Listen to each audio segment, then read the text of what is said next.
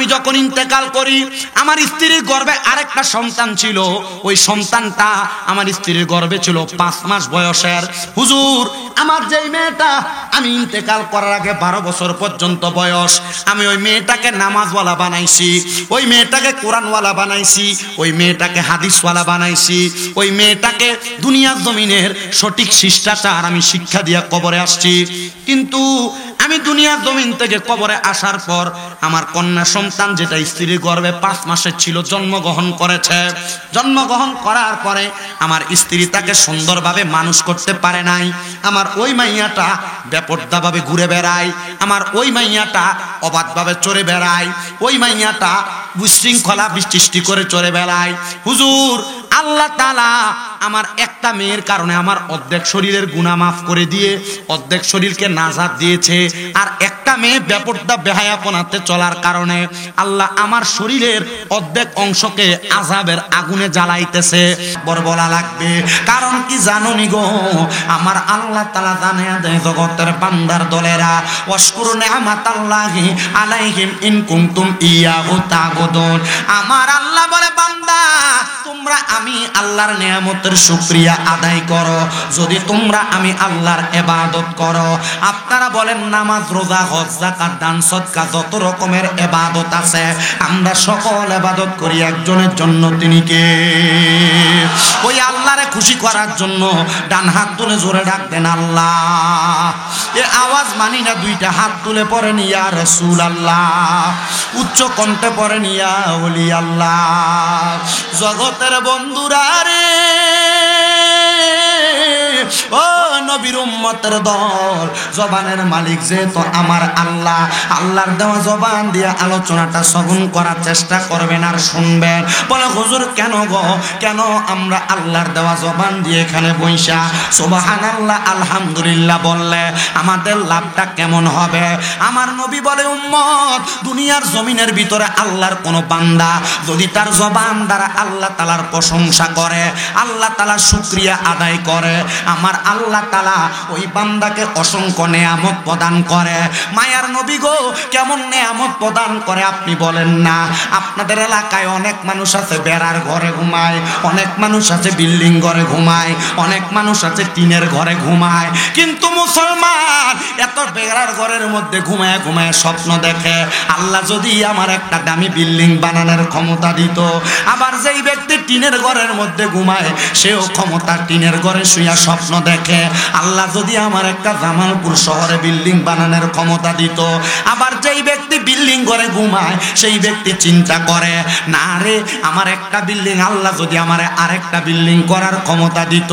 বোকার দল বুঝে না আমার আল্লাহ তাআলার প্রশংসা যদি বেড়ার ঘরে থাইকা টিনের ঘরে থাইকা করত, আমার আল্লাহ তাআলা ওই বান্দারে বেড়ার ঘরে দামি বিল্ডিং ঘরের আরাম দান করত। কথা কন্যা ঠিক কিনা? এই জন্যই তো আশিক বলতেছে শুকরিয়া শুকরিয়া শুকরিয়া জানাই তুমি কত বড় মহান আল্লাহ দয়ার সীমা নাই। বলেন শুকরিয়া শুকরিয়া শুকরিয়া জানাই তুমি কত বড় মহান আল্লাহ দয়ার সীমা নাই। আল্লাহ তোমার দয়ার নাই পারাপার, ও মহান আল্লাহ পরওয়ার তোমার দয়ার নাই পারাপার, ও মহান আল্লাহ পরওয়ার দয়া ভরা তামাম জাহান যেদিকে তাকাই। শুকরিয়া শুকরিয়া শুকরিয়া জানাই তুমি কত বড় মহান আল্লাহ দয়ার সীমা নাই। বলেন কত বড় মহান আল্লাহ দয়ার। তুমি পাহাড় ভাঙ্গা সাগর করো, সাগর বইরা নগর করো, পাহাড় ভাঙ্গা সাগর করো, সাগর বইরা নগর করো, ধনীরে গরিবি বানাও ফকিরকে বাদশাহ। বলেন ধনীরে গরিবি বানাও ফকিরকে বাদশাহ। শুকরিয়া শুকরিয়া শুকরিয়া জানাই তুমি কত বড় মহান আল্লাহ দয়ার সীমা নাই। একটা জবান বন্ধ রাখবেন না, চিৎকার মেরে বলেন আল্লাহু আকবার। ও বন্ধু গো, ও ও মুসলমান ইমানদারের দলেরা, আমরা যেহেতু আল্লাহ তাআলার শুকরিয়া আদায় করব, সাহাবায়ে কেরাম আমার নবীকে প্রশ্ন করি, ইয়া রাসূলুল্লাহ, ও মায়ার নবী, ও দয়ার নবী, রাহমাতুল লিল আলামিন নবীজি, আপনার কাছে জানতে চাই, আপনি বলেন না আল্লাহ তাআলার শুকরিয়া কেমনে আদায় করে? আমার নবী বলে তিনটা মাধ্যমে আল্লাহ তাআলার শুকরিয়া আদায় করে। ও নবী গো, কোন তিনটা মাধ্যমে আল্লাহ তাআলার শুকরিয়া আদায় করে? আপনি ওই তিনটা মাধ্যম বলেন না। আমার নবী কয়, এক নাম্বার মাধ্যম হলো আমার আল্লাহ তাআলার শুকরিয়া আদায় করে আল্লাহর ইবাদত নামাজের মাধ্যমে। দুই নাম্বার হইল আল্লাহ তাআলার কোরআন তেলাওয়াতের মাধ্যমে। তিন নাম্বার হইল মা বাবার সন্তুষ্টি অর্জনের মাধ্যমে। এই তিনটা মাধ্যমে আল্লাহ তাআলার শুকরিয়া আদায় করা যায়।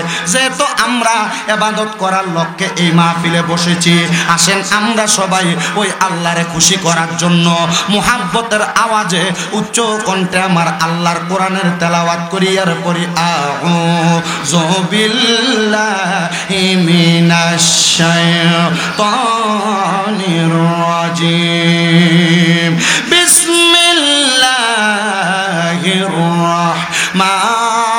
রাহমানির রাহিম, লা ইউকাল্লিফুল্লাহু নাফসান ইল্লা উসাহা। قال تعالى في كلامه المجيد وفي فرقانه الحميد، واعبدوا الله ولا تشركوا به شيئا وبالوالدين إحسانا. وقال في شان حبيبه ومحبوبه ومعشوقه مخبرا وآمرا، إن الله وملائكته يصلون على النبي يا أيها الذين آمنوا صلوا عليه وسلموا تسليما. اللهم صل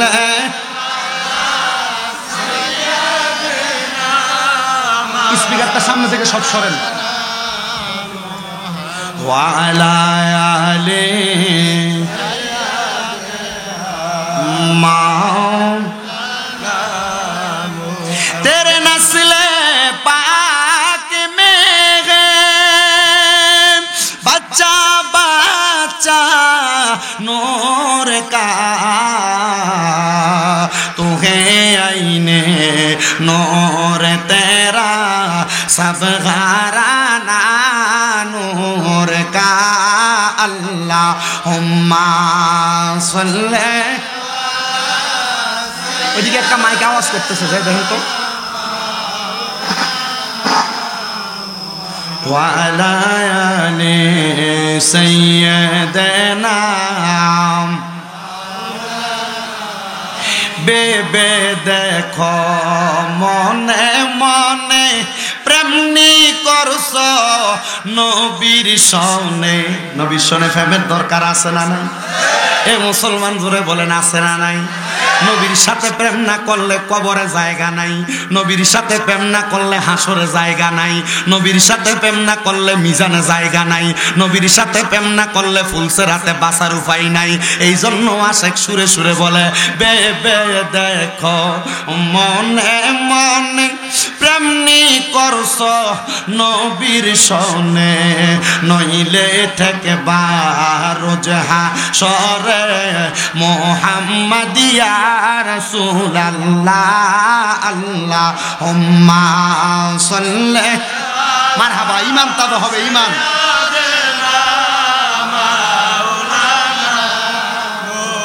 মাদ ওয়ালা আলি সাইয়্যিদানা। আমি জানতে চাই আমার জামালপুরের দরগা তোলার বাবারা, চল লক্ষ্মীর চরের বাবারা, নবীজির উপর দুরূদ শরীফ আদায় করলে লাভ আছে না নাই? এ বাবা, কিন্তু কেউ তো কারোর মুখের দিকে তাকায় আছে, জোরে জোরে পড়ে না আস্তে পড়ে? নবী আমার বলে, উম্মত, দুনিয়ার জমিনের মধ্যে সবচাইতে বখিল মানে কিপটা ওই ব্যক্তি যার সামনে আমি নবীর দুরূদ পড়া হয় কিন্তু তার জবানটাকে বোবার মতো করে রাখে। তার মতো বখিল পৃথিবীতে আর কোনো ব্যক্তি নাই।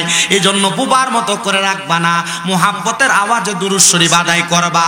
নবী আমার শুধু এই কথা বলে না, আমার নবী বলে, উম্মত, দুনিয়াতে যেই ব্যক্তি আমি নবীর প্রতি যত বেশি দুরূদ শরীফ আদায় করবে, জান্নাতের ভিতরে সেই ব্যক্তি আমি নবীর তত কাছাকাছি থাকবে। জোরে বলি সুবহানাল্লাহ।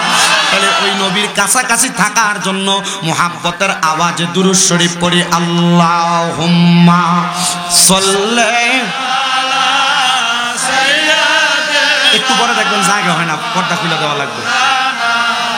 মুহাম্মাদ ওয়া আলা আলি সাইয়্যিদিনা মাওলানা, নবী গো শিখাইয়া প্রেম খেলা কইলু কাইলা কামলিওয়ালা, একবার দেখা দিয়া মিঠাও জালা পাক নামে মুহাম্মাদ। আল্লাহুম্মা সাল্লি আলা সাইয়্যিদিনা মাওলানা মুহাম্মদ ওয়া আলা আলি সাইয়্যিদিনা মাওলানা মুহাম্মদ। লা ইলাহা ইল্লাল্লাহ, লা ইলাহা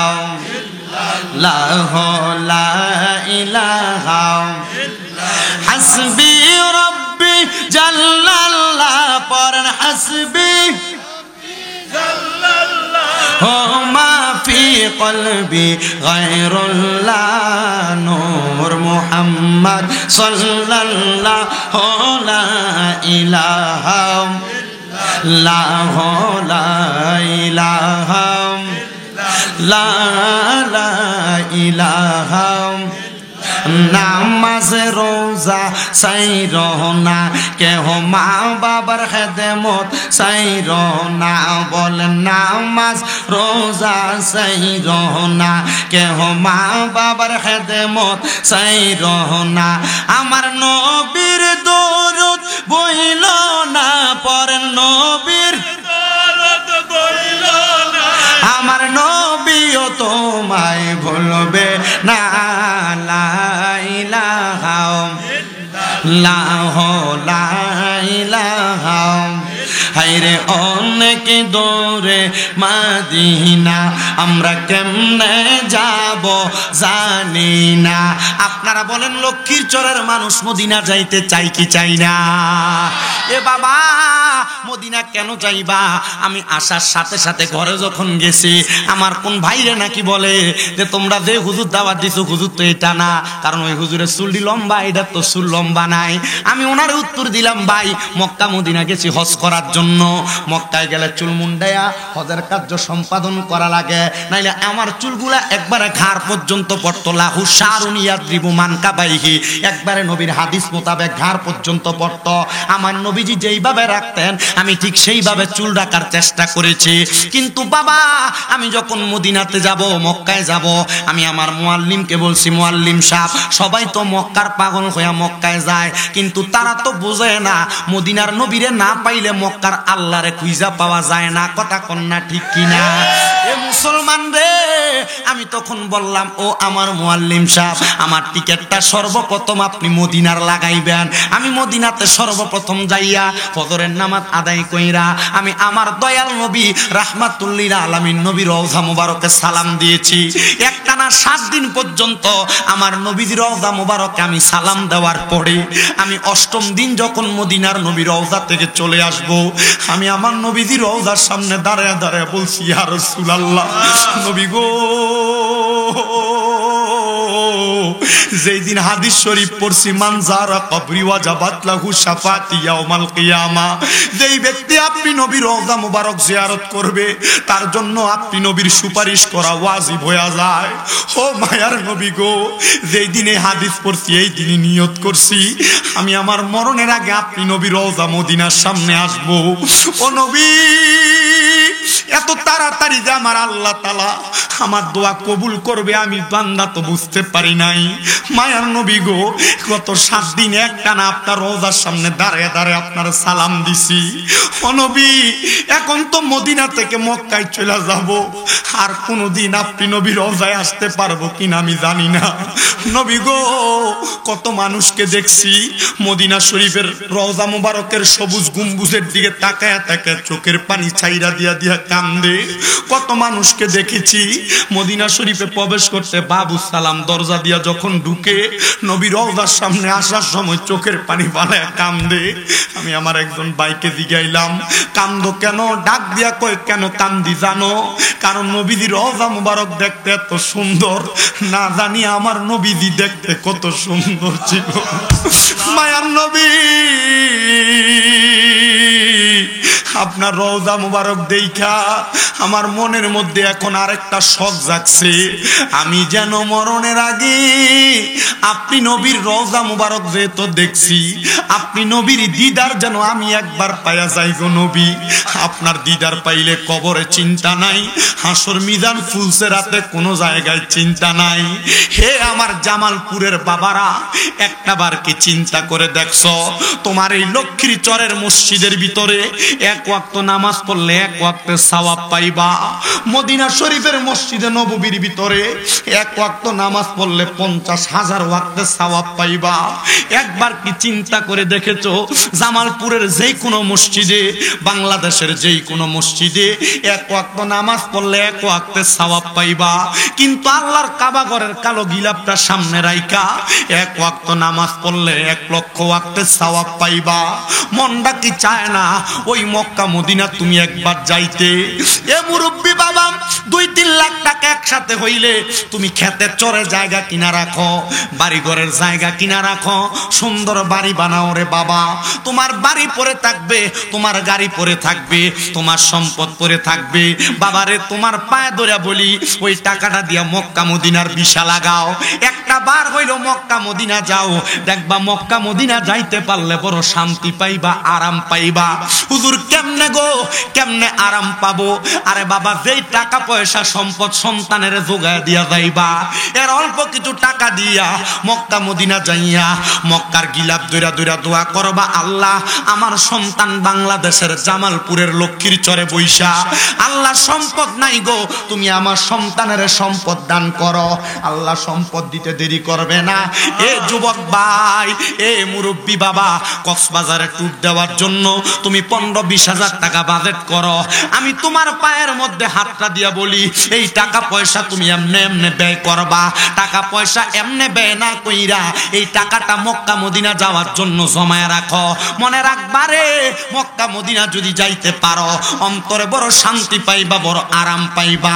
ওই মক্কা মদিনা যাইয়া ইবাদত করলে অন্তরে বড় শান্তি পাইবা।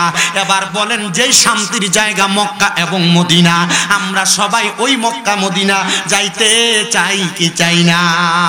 কারা কারা যাইতে চাই ডান হাত তুলে আমার আল্লাহকে দেখায়, আর জবান খুলে জোরে একটা তাকবীর হবে, নারায়ে তাকবীর। এটা দিয়ে আমার মনে হয় না ঢাকা এয়ারপোর্ট যাওয়া যাবে। নারায়ে তাকবীর, নারায়ে রিসালাত, ওয়াজ ও দোয়ার মাহফিল, জোরে কোন মারহাবা। তাহলে মদিনা যাইতে চাই কি চাই না? যারা যারা যাইতে চাই জবান খুলে জোরে জোরে পড়েন, আরে দয়াল আল্লাহ দয়া করেন, দয়া করেন, নসিব করেন মদিনা, লা ইলাহা ইল্লাল্লাহ, লা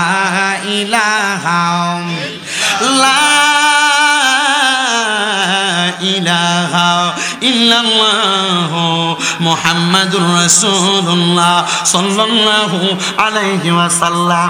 এই আমার এই যুব সমাজের উদ্যোগে লক্ষ্মীরচরের দরগাতলায় ঈদগাহ মাঠ সংলগ্ন জামে মসজিদের ৬ষ্ঠতম ইসলামী ওয়াজ ও দোয়ার মাহফিলে আগন্তুক আমার মুসলমানেরা, এবার আপনারা বলেন আমাদের সবার জীবনে গুনাহ আছে না নাই?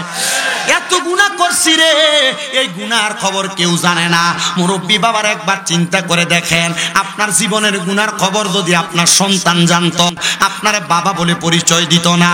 এ যুবক ভাই, একটাবার চিন্তা করে দেখো, তোমার জীবনের গুনার খবর যদি তোমার মা বাবা জানতো, তোমার সন্তান বলে পরিচয় দিত না। আরে আমি শামীম রেজার গুনাহ যদি এই জামালপুরের মানুষ দেখতো, আমার মাহফিলে বক্তা বানায় দাওয়াত করতো না।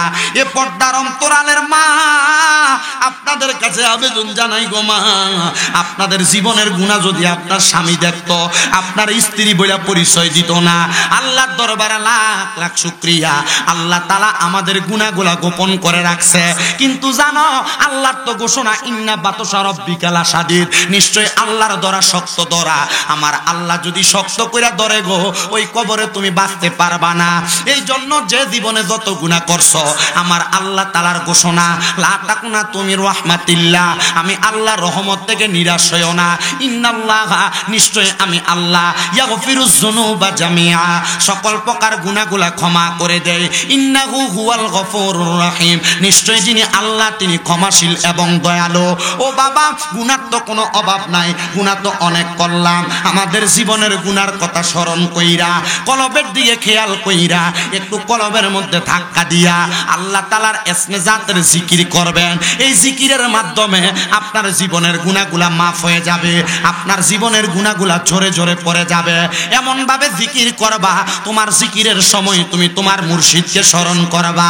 তোমার মুর্শিদ তার কলবটাকে ওই তরিকতের ইমামের সাথে মুতাজ্জু কইরা, ওই তরিকতের ইমামের কলবটা আমার নবীর সাথে মুতাজ্জু কইরা তোমার জীবনের সব গুনাহগুলা মাফ করে দিবে। এই জন্য যাদের জবান আছে তাদের কাছে আমার দাবি আছে, যাদের জবান নাই তাদের কাছে কোনো দাবি নাই। জবান যদি থাকে, মুহাব্বতের আওয়াজে ইসমে জাতের জিকির করেন, আল্লাহ আল্লাহ আল্লাহ আল্লাহ আল্লাহ আল্লাহ। মাইকালা কই? আল্লাহ আল্লাহ আল্লাহ আল্লাহ আল্লাহ আল্লাহ আল্লাহ আল্লাহ। জিকির কর জিকির কর জিকির কর মুমিনগণ, জিকিরেতে মাওলা রাজি আর রাজি নবীগণ। মারহাবা আল্লাহ আল্লাহ আল্লাহ আল্লাহ। জিকির কর জিকির কর জিকির কর মুমিনগণ, জিকির কর মুমিনগণ, জিকিরেতে মাওলা রাজি আর রাজি নবীগণ। মারহাবা, লাগতো না? আল্লাহ আল্লাহ। হস্ত দিলা সে বিবার, জিব্বা দিলা ডাকতে তার, নয়ন দিলা দেখিবার, নয়ন দিলা দেখিবার, তবু কেন অন্ধ মন? জিকির কর মারহাবা আল্লাহ আল্লাহ। দিন ফরিয়াদ ফেরেশতারা মাওলার জিকির করে তারা, মানুষ হইয়া তোমরা কেন মাওলার জিকির করো না? মারহাবা আল্লাহ আল্লাহ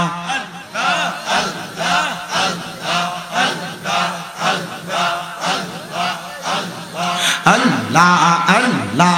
মুর্শিদ মুর্শিদ কইরা আমার ঘুম আসে না নয়নে, মুর্শিদ মুর্শিদ কইরা আমার ঘুম আসে না নয়নে, আমার রে বলিবা গো মুর্শিদ কেমনে। মারহাবা আল্লাহ আল্লাহ আল্লাহ আল্লাহ আল্লাহ তোমায় আমি ভালোবাসি পাগলের মনে চাইলে এই পাগল মন চোটে গত খগন মারহাবা আল্লাহ আল্লাহ কলঙ্কের হার গলাই লইয়া থাকি দেশ বিদেশে আমার রে বলেই বাগ মুর্শিদ কে মনে মারহাবা আল্লাহ আল্লাহ আল্লাহ আল্লাহ আল্লাহ ইলাহা ইল্লাল্লাহ মুহাম্মাদুর রাসূলুল্লাহ সাল্লাল্লাহু আলাইহি ওয়াসাল্লাম। একটা জবানও বন্ধ রাখবেন না, জবানটা ছেড়ে দিয়ে উচ্চ কণ্ঠে জোরে জোরে পড়েন আলহামদুলিল্লাহ। এই আপনি আসেন, এখানে আসেন, চাইপা আসা লাগবে না, যে যেখানে সেখানে বসে থাক। যখন মানুষ জায়গা পাবে না নিজে এসে বসবে, কারণ এখন যদি চাপাচাপি করাইতে যান এ উঠলে চলে যাবে, কারণ এ জায়গাটা বসে গরম করছে, এখন ঠান্ডার সময় না। সবাই পড়ি আলহামদুলিল্লাহ। মুআজ্জিজদের মুহতারাম, আজকে এই লক্ষ্মীচর দরগাতলা ঈদগাহ মাঠে জামে মসজিদের ৬ষ্ঠতম ইসলামী সম্মেলন যেনারা ইন্তজাম করেছে এলাকার যুব সমাজ। আজকের মাহফিলে যিনি সম্মানিত সভাপতি জনাব মোহাম্মদ হারুনুর রশিদ সাহেব, মাহফিলের সহসভাপতি জনাব মোহাম্মদ বিল্লাল হোসেন সাহেব, সম্মানিত উদ্বোধক জনাব মোহাম্মদ আব্দুল সাত্তার সাহেব, সম্মানিত প্রধান অতিথি যিনি আপনাদের জামালপুর জেলা জজ কোর্টের আইনজীবী জনাব অ্যাডভোকেট মোহাম্মদ আজাদ হোসেন সাহেব, সম্মানিত প্রধান মেহমান যিনি MS পাওয়ার মেলান্দ বাজারের সম্মানিত স্বত্বাধিকারী জনাব মোহাম্মদ মামুন সাহেব সহ মূল্যবান তকরির করেছেন মাহফিলের দ্বিতীয় বক্তা শাহ সুফি আল হাজ হযরত হাফেজ মাওলানা মোহাম্মদ জিয়াউল করিম সাহেব, মাহফিলের বিশেষ অতিথি বৃন্দ, সম্মানিত পরিচালক জনাব মোহাম্মদ খোশ মাহমুদ খুশু সাহেব, আমার ডাইনে বামে সামনে পেছনে মাইকের আওয়াজ শুনছেন আমার দাড়ি পাকা মুরব্বী বাবারা, যুবক নওজোয়ান ভাইয়েরা, ছোট্ট ছোট্ট মাসুম বাচ্চারা, পর্দার অসিনী আমার মা ও বোনেরা, সবার প্রতি আমার আন্তরিক উদাত্ত আহ্বান। আমরা আজকের জান্নাতের বাগানে আসতে পেরেছি, বসতে পেরেছি, সেই শুকরিয়া আদায় করে এক বাক্যে জবান খুলে উচ্চ কণ্ঠে পড়ি আলহামদুলিল্লাহ। আপনারা বলেন এই মাহফিলে আসতে পেরে বসতে পেরে আপনারা খুশি না বেজার? দেখে একটু ডান হাত তুলে দেখান তো কারা কারা বেজার। আসলে কি বেজার? আপনারা খুশি, ঠিক না? আমি আপনাদেরকে পরীক্ষা করলাম, আমি আপনাদেরকে পরীক্ষা করছি। আপনাদের কষ্ট হচ্ছে? থাকবেন তো ইনশাল্লাহ কতক্ষণ? আমি আপনাদেরকে একটু পরীক্ষা করে নিলাম। আসলে আপনারা খুশি না? সবাই খুশি, ঠিক না? আমি পরীক্ষা করেছি, মনে কষ্ট নিবেন না, আপনাদের ছেলের মতো, নাতির মতো, ভাইয়ের মতো মনে করে কিছুক্ষণ সময় আমার বয়ানটা শ্রবণ করার চেষ্টা করবেন। আসলে আমরা খুশি। আল্লাহ তাআলা দুনিয়ার সকল ব্যতিব্যস্ততা থেকে দূরে রেখে, হসপিটালে ডাক্তারের কাছে ডাক্তারের বেডে না রেখে আমাদেরকে আজকের এই জান্নাতের বাগানে আসার বসার ক্ষমতা দিয়েছেন। ওই ক্ষমতা আমরা পেয়ে সবাই যেহেতু খুশি, আরেক বাক্যে উচ্চ কণ্ঠে পড়ি আলহামদুলিল্লাহ। আমার মুসলমান ইমানদারেরা, আর ডাইনে বামে যাব না, আমি ডাইরেক্ট আমার আলোচনার মধ্যে ঢুকে যাচ্ছি। আমি আপনাদের কাছে আল্লাহ তাআলার কোরআনুল কারীমের আয়াতে কারিমা তেলাওয়াত করেছি, 3টা আয়াতের 2টা খণ্ড বিশেষ। আমি চেষ্টা করব আপনাদের কাছে আল্লাহ তাআলার কোরআনুল কারীমের আয়াত মোতাবেক কথা বলার জন্য। আমার আল্লাহ তাআলা জানায়া দেয়, বান্দা বিসমিল্লাহির রহমানির রহিম, লা ইউকাল্লিফুল্লাহু নাফসান ইল্লা উসআহা। আমার আল্লাহ তাআলা জানায়া দেয়, বান্দার দলেরা, আমি আল্লাহ কারোর সাধ্যের বাহিরে কোনো কিছু তাকে চাপায়া দেই না। এ মুসলমানেরা, আপনারা যারা মাহফিলে এসেছেন, আল্লাহ তাআলা আপনার সাধ্যে রেখেছে মাহফিলে আসার জন্য। আর যারা রাস্তাঘাটে দোকানপাটে ঘোরাফেরা করতেছে, আল্লাহ তাদের সাধ্য রেখেছে রাস্তাঘাটে দোকানপাটে ঘোরাফেরা করার জন্য।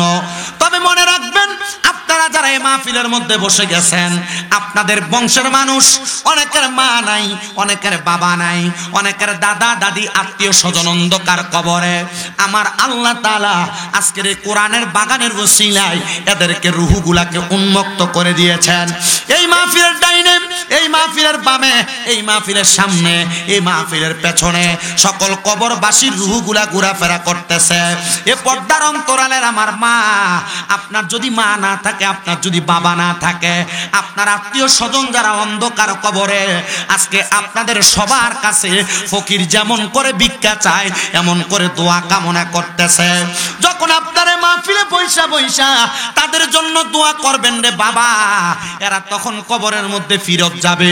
আর কবরে ফিরত যাইয়া এরা দেখবে এদের কবরটাকে আমার আল্লাহ তাআলা বড় সুন্দর সাবলীল জান্নাতের বাগান করে দিছে। কিন্তু যারা এখনো পর্যন্ত রাস্তাঘাটে দোকানপাটে ঘোরাফেরা করতেছে, এদের আত্মীয় স্বজনরা যখন আইসা দেখবে এদের আহলে আওলাদ কেউ জান্নাতের বাগানে নাই, তখন তারা কবরে ফিরে যায় দেখবে তাদের কবরের মধ্যে আগের মতো আযাবই আছে। প্রশ্ন করবে রব্বে কারিম আল্লাহ, আমাদের কবরের মধ্যে এখনো তো আযাব দেখা যায়, আল্লাহ তুমি কি আমাদের কবরের আযাব মাফ করবা না? আমার সাথে অমুক ব্যক্তির কবরের আযাব মাফ, আল্লাহ কিন্তু আমার কবরের আযাব তো মাফ হয় নাই, আল্লাহ কেমনে মাফ করবা গো? আমার আল্লাহ তখন ওই কবরবাসীকে বলবে, তুমি এমন কোন আওলাদ দুনিয়াতে রেখে আসো নাই যে আওলাদ তোমার জন্য দোয়া করবে, যে আওলাদ তোমার জন্য দুনিয়ার জমিন থেকে ইসালে সওয়াব করে করে পাঠাবে। আব্বুজিরা, আজকে আপনারা যারা মাহফিলের মধ্যে বসেছেন, আপনাদের সবার কাছে আবদার জানাই, আপনারা সবাই আপনাদের বংশের মানুষের জন্য বেশি বেশি করে দোয়া করবেন, আমার আল্লাহ যেন আপনাদের বংশের কবরের আযাবগুলো মাফ করে দেয়।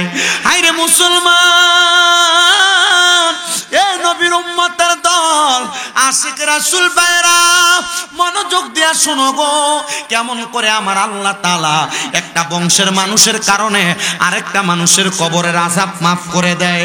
আমি শুনেছি আল্লাহ তাআলার বান্দা যিনি বলখের জমিনে বসবাস করতেন, বলখের বড় মসজিদের মধ্যে ইমামতির দায়িত্ব পালন করতেন, ওই বান্দা বলতেছে দুনিয়ার জমিনের মধ্যে কেউ যদি কারোর জন্য দোয়া করে, ওই দোয়ার মাধ্যমে আল্লাহ তাআলা মানুষের ভাগ্যকেও পরিবর্তন করে দেয়। আত-তাকদিরু লা ইয়ারুদ্দু, মানুষের ভাগ্য কোনোদিন পরিবর্তন হয় না, ইল্লা বিদুয়া, দোয়ার মাধ্যমে ভাগ্য পরিবর্তন হয়ে যায়। কবরবাসীর কবরের আযাব আপনি মাফ করতে পারবেন না, তবে আপনি যদি দোয়া করেন আল্লাহ তাআলা মাফ করে দিবে। বলে হুজুর কেন গো? ইমাম তিরমিজি রাহমাতুল্লাহ আলাইহি একটা বাক্য দিয়েছেন, একটা জানায়া দিয়েছেন মানুষের কাছে বাণী। বলে কেমন বাণী?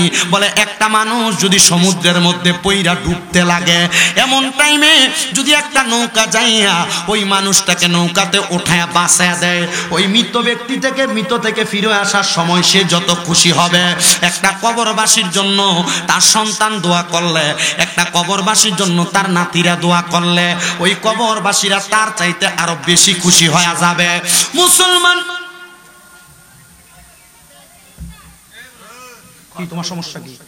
কানে ধরে দাঁড় করে রাখবো না, মাইরো না, মাইরো না বাবা, মাইরেন না। তুমি মোবাইল পকেটে ঢুকাও তো, না মোবাইল পকেটে ঢুকাও, মোবাইল তো তোমার থেকে বড় বাবা, তুমি মোবাইল পকেটে ঢুকাও।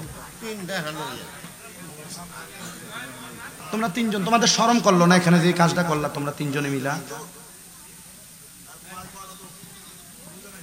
হ্যাঁ বুঝছি, অসুবিধা নাই, আমি জানি, বুঝে নাই, কিন্তু সবাই যদি ধমকায় পড়ে তো এটা বাক হয়ে যাবে। সবাই না, আমি বলছি আমারটা ঠিক আছে, আপনারটা ঠিক আছে, আপনি যেটা করছেন এটাও ঠিক, কিন্তু সবাই যদি কয় পরে তো এটা বাঁকা হয়ে যাবে, বাঁকা করা যাবে না, ঠিক না? আল্লাহ কবুল করেন, জোরে পড়ে না আমিন। তো যেই কথা বলতেছিলাম, এ মুসলমানেরা, আপনি কবরের আযাব মাফ করাইতে পারবেন না, তবে আপনি দোয়া করলে আল্লাহ কবরের আযাব মাফ করাবে। কথা বলেন না ঠিক কিনা? বলো খেলাকার হযরতে আবুল হাসান হাসানী রাহমাতুল্লাহ আলাইহি তিনি বলতেছেন, আমি একটা আমল করতাম, প্রত্যেকদিন ফজরের নামাজ আদায় করে ফজরের নামাজের পরে সূর্য ওঠার আগ পর্যন্ত আমি নামাজের মুসল্লা ত্যাগ করতাম না। মিশকাতুল মাসাবির বাবু সালাত অধ্যায় খুইলা দেখবেন, আমার নবীজিও এমন করতেন। নবী যখন ফজরের নামাজ পড়তেন, সূর্য উদয় হওয়ার আগ পর্যন্ত আমার নবী নামাজের মুসল্লা ত্যাগ করতেন না। ইয়া রাসূলুল্লাহ, কেন? বলে সূর্য উদিত হইলে আমি নবী 2 রাকাত নামাজ আদায় করতাম, যেই নামাজের নাম হলো চাশতের নামাজ, যেই নামাজের নাম হলো চাশতের নামাজ। আমার নবীজি 2 রাকাত নামাজ আদায় করতেন। সূর্য ওঠার আগ পর্যন্ত নবী আমার নামাজের মুসল্লার মধ্যে বৈশা বৈশা জিকির আজকার করতেন। এ বাবা, আপনারা যারা মাহফিলে বসেছেন, আপনাদের সবার কাছে আবদার, ফজরের নামাজ পড়ার পর চেষ্টা করবেন একটু আমলের মাত্রাটা বাড়াইয়া দেওয়ার জন্য। বলে হুজুর কেমনে গো, কেমনে আমি মাত্রা বাড়াবো? আমি তো ফজরের নামাজই পড়ি না, যোহরের নামাজই পড়ি না, আসরের নামাজই পড়ি না, মাগরিবের নামাজই পড়ি না, এশারের নামাজই পড়ি না। না না না, মনে রাখবেন ফজর, যোহর, আসর, মাগরিব, এশা, এই 5 ওয়াক্ত নামাজ ছাড়া আরো কিছু নামাজ আছে। হুজুর কোন নামাজ? আপনার কাছে জানতে চাই, আপনারা একটু আমার সাথে সাথে ধরার চেষ্টা করেন। ফজরের আগে একটা নামাজ আছে, যেই নামাজের নাম তাহাজ্জুদের নামাজ। ফজরের পরে একটা নামাজ আছে, যেই নামাজটা সূর্য উদয় হওয়ার সাথে সাথে পড়ে, এই নামাজটার নাম হলো চাশতের নামাজ। ফজরের নামাজের পরে চাশতের নামাজ পড়ার পর সূর্য উদয় হওয়া থেকে সূর্য ডুবার আগ পর্যন্ত 2 রাকাত একটা নামাজ পড়ে, যে নামাজের নাম হলো দোহার নামাজ। মারহাবা বললেন না? কি নামাজ? দোহার নামাজ। এ মুসলমান, আরেকটা নামাজ পড়ে মাগরিবের নামাজের পরে, এই নামাজের নাম আওয়াবিনের সালাত। আরেকটা নামাজ পড়লে মানুষ বিপদ আপদে পড়লে সেটার নাম সলাতুল হাজতের নামাজ। আরেকটা নামাজ পড়ে যেই নামাজটার নাম সলাতুল ইস্তেসকার নামাজ। আরেকটা নামাজ পড়ে যেই নামাজটা জীবনে একবার হইলেও পড়া উত্তম, সেটা হলো সলাতুত তাসবির নামাজ। আরেকটা নামাজ পড়ে যেই নামাজটা 100 রাকাত, ওই নামাজের নাম সলাতুল খায়রের নামাজ। সুবহানাল্লাহ। আরো জোরে নাই? সুবহানাল্লাহ। এই ফরজ ইবাদতের পাশাপাশি আল্লাহর কোন বান্দা যদি নফল ইবাদত করে, ওই বান্দা আর আল্লাহর বান্দা থাকে না, ওই বান্দাটা আল্লাহর বান্দা থেকে বন্ধুতে রূপান্তরিত হয়ে যায়। পরে বেলায়াতের মুর্শিদ হইয়া আসিলেন দিনের নবী, আরে মুর্শিদকে না পাইলে কি আর রাসূল পাবিনি? বলেন মুর্শিদকে না পাইলে কি আর রাসূল পাবিনি? বলে হুজুর দলিল লাগবে, মুর্শিদ না পেলে রাসূল পাবে না। আল্লাহ কোরআনের ঘোষণা, কুল আতিউল্লাহ ওয়া আতিউর রাসূল ওয়া উলিল আমরি মিনকুম। বলে তোমরা যদি আল্লাহর ইতাআত করতে চাও, রাসূলের ইতাআত করো। যদি রাসূলকে পাইতে চাও, উলিল আমর যারা যারা দুনিয়ার জমিনে সবচাইতে বেশি আমলওয়ালা আল্লাহর নেককার বান্দা, তোমরা তাদের ইতাআত করো, তোমরা রাসূল পাবে, আল্লাহ পেয়ে যাবে। জোরে সুরে পড়ি সুবহানাল্লাহ। আর মুহাব্বতের আওয়াজে বলেন না সুবহানাল্লাহ। এই নফল ইবাদত করতে করতে হযরতে আবুল হাসান হাসানী রাহমাতুল্লাহ আলাইহি তিনি বলে, আমি আল্লাহ তাআলার নৈকট্য অর্জন করার চেষ্টা করতাম। এবার আমি ফজরের নামাজ থেকে চাশতের নামাজ পর্যন্ত অপেক্ষা করতে, ইশরাকের নামাজ পর্যন্ত অপেক্ষা করতে লাগলাম।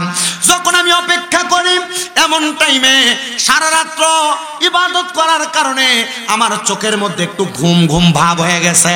আমি আমার ঘুম ঘুম ভাবটা পায়া আমি এবার আমার ওই নামাজের মুসল্লার ভিতরে চোখটা বন্ধ করলাম। এমন টাইমে আমি এমন একটা ভয়ঙ্কর অবস্থা দেখতে পাইলাম। আমি দেখতে পাইলাম একটা মানুষ শরীরের মধ্যে সুন্দর পোশাক পরা, কিন্তু তার নাভি থেকে মাথার তালু পর্যন্ত আগুন নাই, কিন্তু নাভি থেকে পায়ের তালু পর্যন্ত আগুন ধাও ধাও করে জ্বলতেছে। আমি অবাক হইলাম। আমি আমার জীবনে এমন কোন মানুষ দেখি নাই যার অবস্থা এমন, যার নাভি থেকে পায়ের তালু পর্যন্ত আগুন জ্বলতেছে আর নাভি থেকে মাথার তালু পর্যন্ত সুন্দর আছে। আমি এই স্বপ্নটা দেখে ওই ব্যক্তির কাছে প্রশ্ন করলাম, হে আল্লাহর বান্দা, তোমার শরীরের কেন এমন অবস্থা? তোমার শরীরের অর্ধেক অংশ আগুনে জ্বলতেছে আর অর্ধেক অংশ ভালো দেখা যাচ্ছে। আল্লাহর বান্দা আমারে ডাক দিয়ে বলতেছে, হে ভাইজান শোনেন গো, আমি দুনিয়ার জমিনের মধ্যে থাকা অবস্থায় আমি এমন ভাবে চলাফেরা করতাম,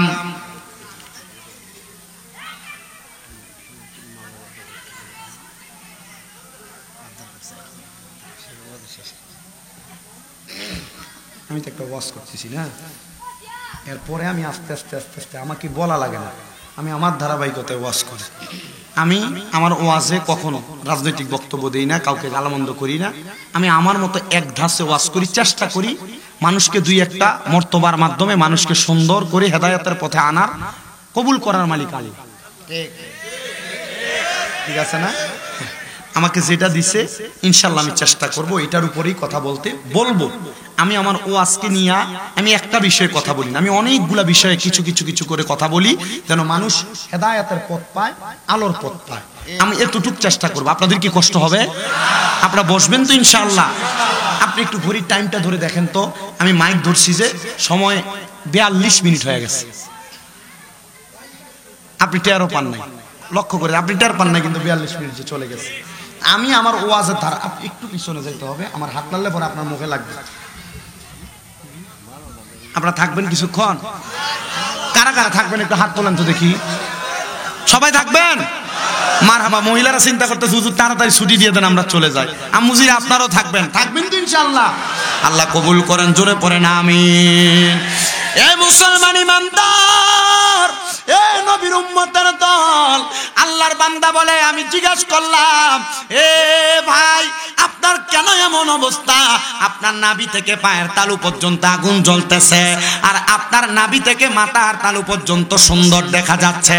ডাক দিয়ে বলতেছে, আল্লাহর কোরআন তেলাওয়াত করে, বিসমিল্লাহির রহমানির রহিম, লা ইয়াস্তাবি আসহাবুন নারি ওয়া আসহাবুল জান্নাহ, আসহাবুল জান্নাতি হুমুল ফাইজুন।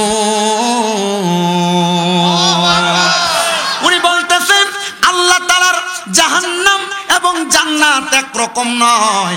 আসহাবুল জান্নাতি হুমুল ফাইজুন, যারা জান্নাতি তারা হলো সফল কাম। কিন্তু আপনার শরীরের এই কি অবস্থা? অর্ধেক আগুনে জ্বলতেছে আর অর্ধেক ভালো দেখা যায়। আপনি কি জান্নাতি না জাহান্নামী? আমি তো কোনোটাই বুঝতেছি না। উনি বলতেছেন, ভাই শুনেন, আমি দুনিয়াতে ইন্তেকাল করার আগে আমি বিবাহ করেছি। আমার স্ত্রীর গর্ভ থেকে একটা কন্যা সন্তান জন্ম নিয়েছে। আমার কন্যা সন্তানটা জন্ম নেওয়ার পরে আমি যখন ইন্তেকাল করি, তখন আমার ওই মেয়েটার বয়স ছিল 13তম বছর। আমি যখন ইন্তেকাল করি, আমার স্ত্রীর গর্ভে আরেকটা সন্তান ছিল। ওই সন্তানটা আমার স্ত্রীর গর্ভে ছিল 5 মাস বয়সের। হুজুর, আমার যেই মেয়েটা আমি ইন্তেকাল করার আগে 12 বছর পর্যন্ত বয়স, আমি ওই মেয়েটাকে নামাজওয়ালা বানাইছি, ওই মেয়েটাকে কোরআনওয়ালা বানাইছি, ওই মেয়েটাকে হাদিসওয়ালা বানাইছি, ওই মেয়েটাকে দুনিয়ার জমিনের সঠিক শিষ্টাচার আমি শিক্ষা দিয়া কবরে আসছি। কিন্তু আমি দুনিয়ার জমিন থেকে কবরে আসার পর আমার কন্যা সন্তান, যেটা স্ত্রীর গর্ভে 5 মাসের ছিল, জন্মগ্রহণ করেছে। জন্মগ্রহণ করার পরে আমার স্ত্রী তাকে সুন্দরভাবে মানুষ করতে পারে নাই। আমার ওই মাইয়াটা বেপরদাভাবে ঘুরে বেড়ায়, আমার ওই মাইয়াটা অবাধভাবে চড়ে বেড়ায়, ওই মাইয়াটা বিশৃঙ্খলা সৃষ্টি করে চড়ে বেড়ায়। হুজুর, আল্লাহ তাআলা আমার একটা মেয়ের কারণে আমার অর্ধেক শরীরের গুনাহ মাফ করে দিয়ে অর্ধেক শরীরকে নাজাত দিয়েছে, আর একটা মেয়ে বেপরদা বেহায়াপনাতে চলার কারণে আল্লাহ আমার শরীরের অর্ধেক অংশকে আযাবের আগুনে জ্বালাইতেছে।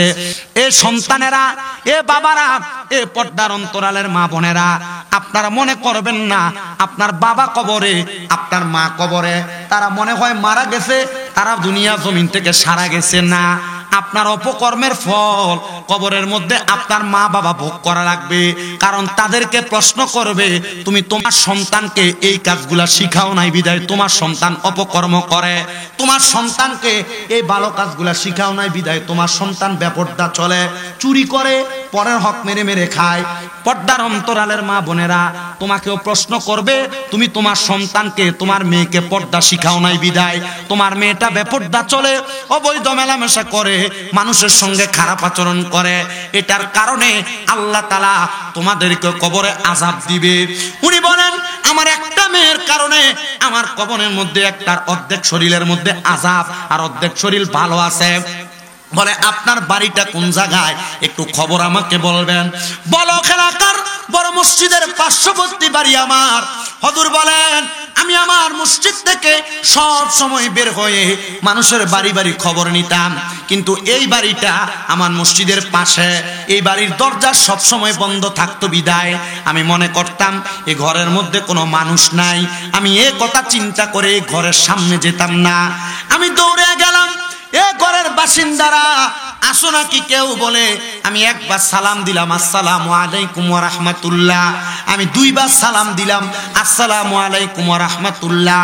আমি তিনবার সালাম দিলাম, আসসালামু আলাইকুম ওয়া রাহমাতুল্লাহ। কিন্তু আমার সালামের জবাব না দিয়া একটা মেয়ে ঘরের দরজাটা খুইলা আমার শরীরের মধ্যে ঝুটা পানি অথবা ময়লা পানি ফিক্কা মারছে ভাবে মেলায়া দিছে। এটা পাইয়াম আমি রাগান্বিত হইয়া আমি যখন ফিরে ফিরে চলে যাই, এমন টাইমে আরেকটা মেয়ের কণ্ঠে আমি সালামের জবাব শুনতে পাইলাম, ওয়া আলাইকুমুস সালাম ওয়া রাহমাতুল্লাহি ওয়া বারাকাতুহু। আমি যখন সালামের জবাব পাইলাম আমি তাকাইলাম না, কারণ চিন্তা করলাম কে সালামের জবাব দিল। তিনবার সালাম দিলাম, জবাব দিল তো দিল না, কিন্তু আমার শরীরের মধ্যে ময়লা পানি ছুঁড়ে ফেলে দিয়েছে। আমি আবার সালামের জবাব পাইলাম, দ্বিতীয়বার বলল ওয়া আলাইকুমুস সালাম। আমি সালামের জবাব পাইয়া অবসর হয়ে গেলাম। আরেকবার আমার সালামের জবাব দিয়েছে তিনবার। আমি তিনবার সালামের জবাব যখন পাইলাম আমি আবারও ফিরা তাকাইলাম না, বড় রাগ, কারণ আমি আগে সালাম দিয়েছি জবাব দেয় নাই, এখন জবাব দিতেছে পরবর্তী সময়ে। চতুর্থবার আমারে আর সালামের জবাব দেয় না, আমারে ফিরা উল্টে আবার সালাম দেয়, আসসালামু আলাইকুম ওয়া রাহমাতুল্লাহি ওয়া বারাকাতুহু। আমি বুঝতে পারলাম মনে হয় এটা সেই মেয়ে না, এটা অন্য মেয়ে। আমাকে সালাম তিনবার জবাব দিয়া এখন সে তার দায়িত্ব পালন করে আমাকে সালাম দেয়। আমি আবার পিছনের দিকে ফিরে সামনে যখন গেলাম তাদের কাছে আমি প্রশ্ন করলাম, তিনবার সালাম দিলাম জবাব দিলেন না, কিন্তু এখন যে আপনি জবাব দিতেছেন।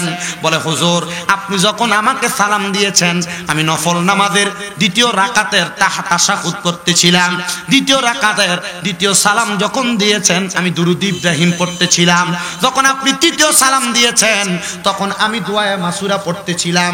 হুজুর আমি আপনার সালামের জবাব দিতে পারি নাই। হুজুর গো, ও হুজুর আপনার কাছে আমার আবদার গো হুজুর, রাগ করবেন না, গোসা করবেন না। কেন আপনি এখানে এসেছেন? বলে তোমার আব্বার খবর নিয়ে। কি খবর? আমার আব্বা তো দুনিয়াতে নাই, আমার আব্বা ইন্তেকাল করেছে, অনেক বয়স হয়ে গেছে। হুজুর আপনি বলেন না আমার আব্বার এমন কোন খবর আপনি জানেন যে খবর আপনি আমাদের কাছে নিয়ে আসছেন? হুজুর ডাক দিয়ে বলতেছেন অন্য কোনো খবর না রে মা, আমি কবরের আযাবের খবর তোমাদের কাছে দিতে আসছি।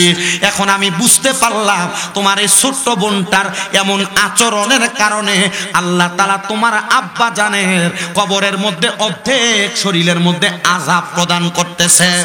ওই মাইয়া বলে আমি আমার বাবাকে দুনিয়াতে আসার পরে দেখি নাই, কারণ আমি যখন আমার মায়ের গর্ভে 5 মাসের ছিলাম আমার আব্বা ইন্তেকাল করেছে, তো আমার কারণে কেমনে আমার আব্বা জান জ্বলতেছে। মাইয়া বলে হুজুর আপনি যে আমার আব্বা জানের কবরের খবর আপনি বলে দিয়েছেন, তাহলে আমার আব্বা আমার কোন অন্যায়ের কারণে আমার আব্বা কবরের আযাবের শিকার এটাও বলতে পারবেন?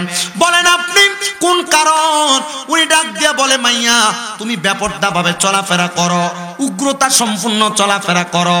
এ পর্দার অন্তরালের মা, স্বামীর আদেশ যারা মানো না, এ পর্দার অন্তরালের মা, বেপরদা ভাবে যারা রাস্তায় রাস্তায় ঘুরে বেড়াও, এ পর্দার অন্তরালের মা, মুখের ভাষা যারা খারাপ করে গালিগালাজ করো, এ পর্দার অন্তরালের মা, তোমরা যারা পরপুরুষের সঙ্গে কথাবার্তা বলো, এ পর্দার অন্তরালের মা, তুমি যারা গালাগালি করলে এই বাড়ির কথার আওয়াজ ওই বাড়িতে যায় শোনা যায়।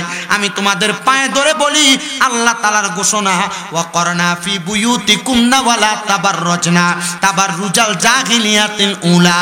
আল্লাহ তাআলা ঘোষণা করে তোমরা তোমাদের নারীদেরকে জাহিলিয়া যুগের মহিলাদের মতো বের হতে দিও না। যদি দেও এরা তো ইফতিজিং এর শিকার হচ্ছে, যদি জাহিলিয়া যুগের মহিলাদের মতো বেপরদা ভাবে বের হয় এরা লাঞ্ছনার শিকার হচ্ছে, বঞ্চনার শিকার হচ্ছে রে বাবারা। এ মা, ওই মাইয়া যখন এই কথা শুনেছে মাইয়া ডাক দিয়া কই হুজুর আপনি আমার জন্য দোয়া করেন, আল্লাহ যেন আমার সিনার মধ্যে হেদায়েতের নূর দান করে। আপনারা বলেন হেদায়েত দেওয়ার মালিক একজন, তিনি কে?